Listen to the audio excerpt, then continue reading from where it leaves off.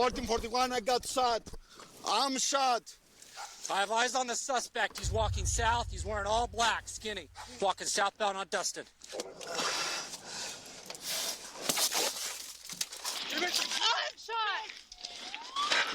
There was a bullet hole went right through baby's room, went through a window. What the It's just a few minutes before 11 a.m. when a dreadful sound pierces the quiet calm of an ordinary Monday morning. Residential security cameras go from capturing birds and the occasional passing car to recording the opening moments of an unfolding nightmare. The 911 switchboard immediately lights up with dozens of calls pouring in from terrified residents who can't imagine what form of unthinkable hell has shattered the morning peace. There's gunfire. There's automatic gunfire. There's fire. They're shooting, and there are people out on the street, and there's yelling, and somebody's shooting. Oh my God! Get on your ground, hurry! Ma'am, can you get in a safe location? I'm in a safe location. Okay, can you guys get down? Yes. Can you guys see anyone? No, I know. They're outside and they're shooting. The caller's fear is palpable, but she's only one of many residents calling in to report the horrors being unleashed on the community. If you want to build an app and have no idea how to code or where to start, check out Base 44. Many gunfire. Oh, okay, we do already have that. Yes, we do have the information. We are just asking everyone to stay away from the doors and windows. Do you have any information on who the shooter is? No, but it sounds like they could have killed. They probably shot 300 rounds, and I'm not kidding. Residential cameras pick up this ghastly scene along with more footage of the day's horrific sights and sounds.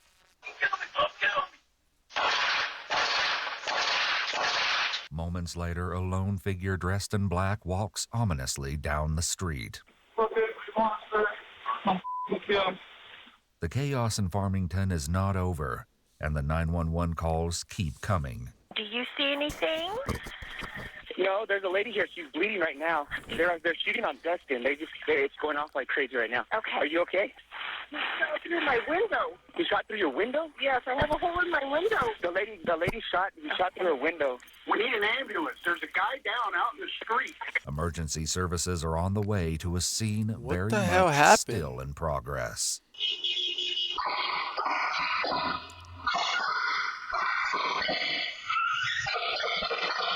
State Police Officer Andreas Stamatiadis is one of the first, and he knows fully well Andreas that he is must about put himself in harm's way if he's to have any chance of about to have a putting an end life-changing to call. the mayhem. 4041 sitcom, create a call. They have shots fired at East Navajo Street, multiple casualties. I'm on my way. The state police officer heads to the scene with lights and sirens blazing, preparing himself for what may well be a life-and-death face-off with a mass killer. But before he can engage the shooter's violence comes to him. 1441. Oh. 1441, I got shot. I'm shot.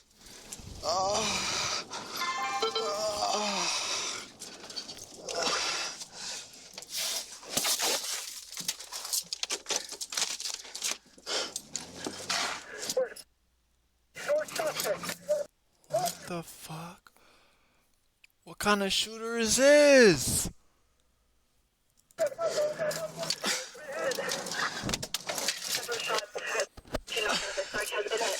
As the officer drives to the hospital, you can hear over the radio, the chaos is far from over.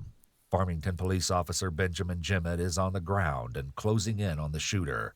He gets news that turns a very bad day into something much worse. He's in front of the Methodist Church, walking southbound on Dustin. You would think what could get worse than this, but there's always something worse. I'm being told he's got an automatic weapon. Hey, Farmington Police! See your hands! He just took off, White House, directly south of the church. More shots are being fired. Sarge, stop right there. Stop right there. Make a contact team. Give me another unit to Dustin and Apache. Dustin and Navajo. Right here. Follow me. Right up there by the White House. White House on the west east side. West side. As Officer Jemmett runs into a confrontation with mortality, this is crazy. Sergeant Rachel DeCenza slams the pedal to the floor to arrive at the chaotic scene as quickly as possible.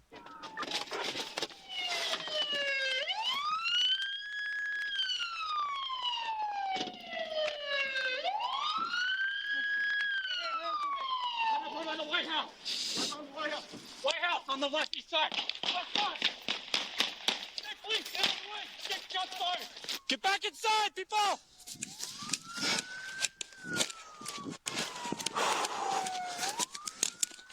Hands, hands.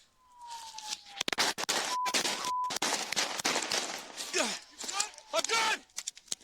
No.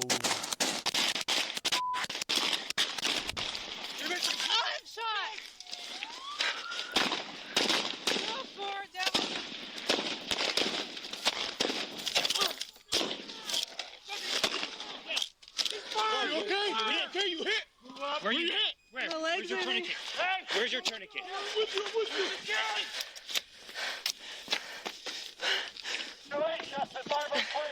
We got one hit, Jimmy. Give me a medic here for Sarge. As one of the bullets takes the sergeant down, Officer Jemmett shouts out an order that everyone had been waiting to hear. Subject is down! Subject is down! Cease fire! Cease fire! Move up. Single shot. Hey! We're securing! In the midst of the chaos, the officers had managed to take down the shooter. Do not move! Do not move! Got cuffs right here. Cuff him. Here we go. 428. Subject is down. He is secured. We need 55, 1018. Officer down. While the suspect is in their control, the urgency surrounding Sergeant DeCenza is of immediate concern, and Farmington officers do everything they can to get her medical attention as soon as possible. Just breathe.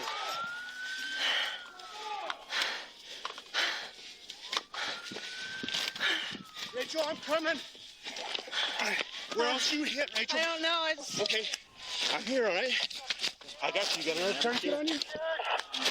All right, I got to take the shirt down. Sorry. My guns are there. I know. We're going to load and go. Hey, we're going to load and go. I got you. You got to... I think I'm hit in my head. I'm just burning. Where? My burning in my crotch area. Okay. No, you're good. We need good. Here, I got it. Yeah. Am I hit? Yeah. Hey, give me a medic here now. We got a tourniquet on her, but we need to transport. I don't have a radio. Where are you at? It's spalling, but this is what I'm worried about, okay? Meanwhile, Sergeant DeCenza isn't the only one in need of immediate medical intervention. Back at the church, officers do their best to revive the suspect. Brody, be live. Back at Destin and Navajo. I've got 3 victims down there. I need that secured as well. The suspect's injuries are far too grave, and he's beyond the life-saving efforts of the officers on the scene. Sergeant DeCenza, however, still has a fighting chance, and Farmington police do everything in their power to get her to the hospital as quickly as possible. There you go.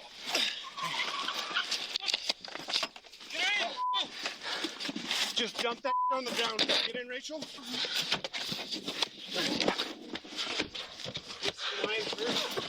Okay, go. Hey, you stay with me. Rachel, talk to me. Where do you feel it? Huh? Where are you? Just in my Which leg? Right leg or left leg? I don't know. I just hit my crotch. I don't know. I just felt burning my crotch. Need the northbound perimeter block.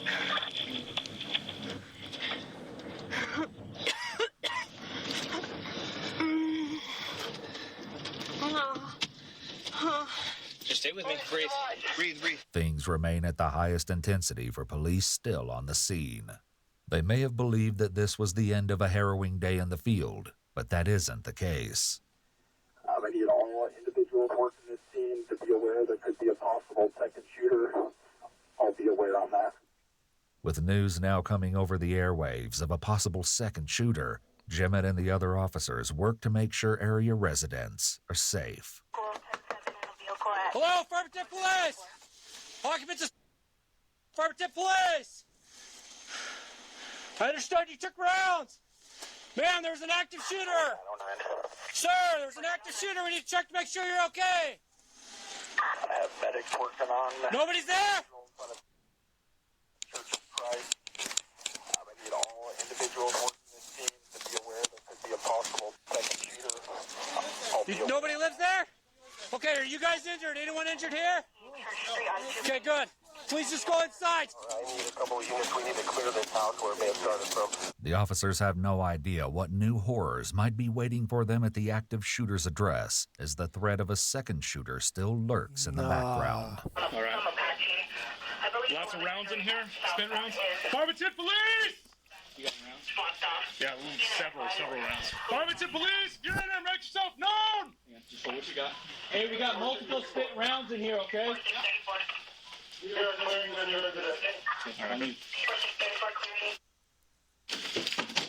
I got this. I'll hold. You guys fight right. Can I split this? Yeah. Thank you. Coming in? You got room? Okay. Door's kind of fairly cracked here. Farmington police! Make yourself known! On you, Zach. Watch this one. Go. Farmington police! Farmington police!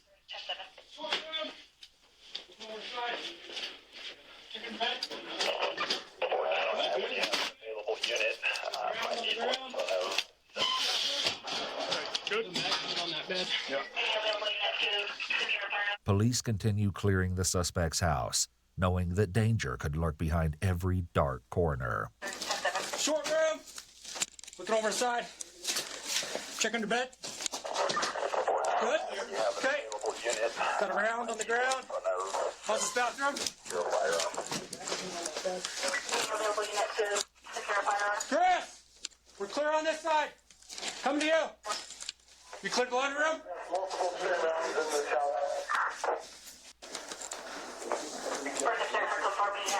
Good there? Zach, let's check the backyard. Door's open.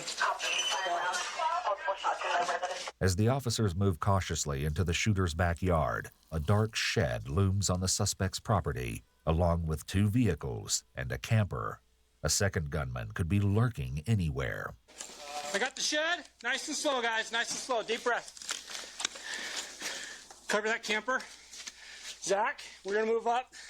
Let's get another unit on us. Come up. Hold on the camper. Hold on this van right here. Got the van. Okay, you're good on the van? Yep. Zach and I are going to move to the shed, and then we'll come back to you. Okay. Here we go. Park the police! Back yourself down! Park the police!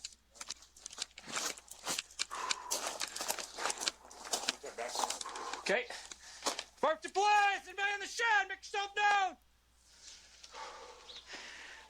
Back here. Are payday loans overwhelming you with debt? If so, then listen closely. A new forgiveness. Good. Park the police! Make yourself known. Got a dog. Park the police! Not concerned about the dog right now. Stand by. I got a dark corner. Park the police! Make yourself known! Got a rifle. Muzzle loader. Park the police! Make yourself known! The police work to secure the rest of the property, but it isn't long before Officer Gemmett's adrenaline starts to wear off. Sarge, I'm starting to crash. All right, we'll get you good? Yeah, I'm just adrenaline dump is coming out. I'm starting to crash. I need some water or something. I don't know, wherever. I'm around the corner. I need to go to my unit. I need to call my wife. En route to the hospital, Sergeant DeSenza tries to determine how badly she's been injured.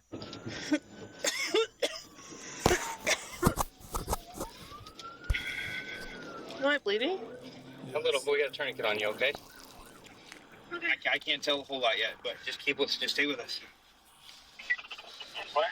You're all right, squeeze as hard as you need. I got you. I got you. Breathe. Hey.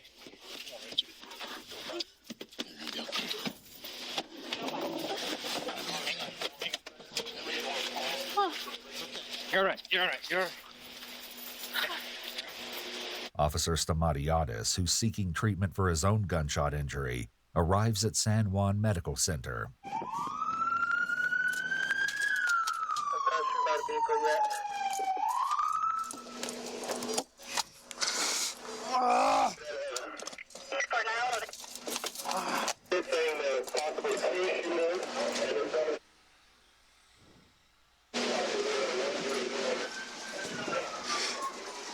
Who is the security over here?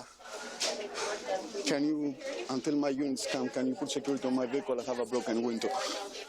All right, who is responsible over here? Charge nurse over there. All right, I've been shot on my hand, so where are we going? Just talk to the nurse. Yeah, in the hand. And you're shot. What's your date of birth? Which one do you want me to hit? 1441 sitcom 97 at the hospital. Your name? Andrea Stamatiadis. Have you been here before? No. Let's start stripping you down. Oh, me, man. No, Me, I cannot. it's okay. I got you. I'm going to help you out. Officer Stamatiadis finally gets the medical attention he needs, but back on Navajo Street. Is there supposed to be a second? Issue, I got the medic coming for her vehicle. Second gunman? Yes, we don't know. There was a vehicle behind it. So there is a second gun, but we don't know where they're at. I know less than you. I don't even have... Gladys and Dustin. Without confirmation of a second shooter, the police must maintain the utmost caution as they speak to area residents about what transpired in the neighborhood. Their shock in the wake of the situation is palpable. How many rounds do you think you heard, roughly? I had heard at least 50 when I called dispatch, and I'm guessing another 30 more. Close, yeah, at least 3 30-round magazines, at least, if not more. And he was just shooting up the world. Okay. The witness's recollection of the round seems extraordinary, but it's actually a low estimate. Police later calculate that the shooter squeezed off at least 190 rounds before the morning's damage was done. Somebody down the street is saying they got a video of 2 guys shooting at each other. So I don't know if that means somebody else came out. And so I don't know yet. We're still... But that guy, that assailant, is he dead? The one that was originally shooting all the guns, was he dead? I don't know. I got here late, so... I don't know if he's dead. I know they were doing CPR on him, so okay. He's down. He's down. Yeah. Okay, good. There was a bullet hole went right through baby's room, went through her window. She'd be dead if she had just walked inside and she heard the gun start. She was standing there watering her flowers. A minute after she walked inside, the gun started. She would have been dead if she was standing right there. Do we know what kind of bullets it was by chance? There were a lot of different bullets. Yeah, because I think I have one stuck up in there. Yeah, the crime scene guys will definitely want to process your unit or your vehicle. Amid all the chaos, many of the police on the scene are still unclear about what exactly transpired. Sam, how many homicides do we have total? Not including him. Like, how many did he? 3? I know of 3. We have the 2 in the van, and we have the one lady that jumped out of the car and then was transported and died at the hospital. Okay, so we have for sure 3 homicides, and then, so that's not including him. And then the officer involved shooting part with him, so we've got 4 deceased on scene. 4 are dead from the senseless rampage, including the killer himself. The first victim that morning was 79-year-old Shirley Voida, who was merely driving by the shooter's house when he opened fire on her.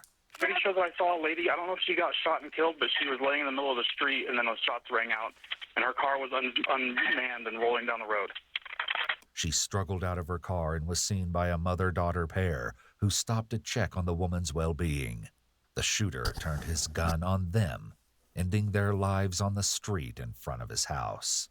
The officers struggle to find an answer that gives meaning to this pointless slaughter, but it's early still, and the details are still slowly coming to light. There's a rifle in the bush. We just saw it. Okay. Just laying there in the bush. Just keeping it. We just saw that. We didn't see any weapons. No weapons inside, but there's a rifle in the bush? Okay. And we don't know who belongs to this? It's an AR? Okay. Well, it makes sense with the mags and stuff. So do we have a confirmation on a second shooter? So it sounds like there's probably just going to be one, but he was using 2 guns. But I know the victim in the driver's seat of that van pretty well.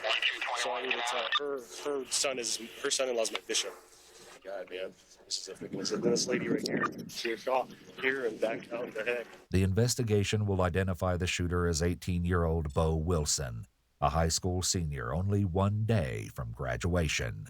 Friends and family later told news outlets that Wilson was a dedicated wrestler who lost his sense of purpose when he left the team only a few short months before the shooting. The wrestling coach told the media that Wilson had been removed from the team due to disciplinary reasons. It's not until nearly midnight on the day of the shooting that police finally process the body, at which time they find something that gets them at least one step closer to an explanation. Before that discovery, however, the police on scene tried to come to terms with what happened in their town that day. Long day? Yeah. Thank you, sir. Anything new about this guy you guys found out? He went to a psychiatrist or psychologist yesterday. Did you hear that? Mm-hmm. He's got some mental health issues, and then today, this. Jeez. His father recently bought a gun, one of the guns that we found on the road at Sportsman's Warehouse, like within the last few days. Mm-hmm. Yeah, he was very troubled. Finally, the crime scene technicians examine the body, and they discover something that they hope will shed some light on the shooter's mindset. Here we go. Here we go. And reading this on the end of the chart, I lay eyes, or you put a finger, or my little sister. Is that the note? I promise there will be regrets. According to police, Wilson had been seeing a doctor who advised him to make a mental health appointment. Wilson reportedly told the family practitioner that he was depressed and hearing voices in the days before the shooting. He never made the appointment. A nearby doorbell camera recorded Wilson screaming, "Come and kill me," as police closed in.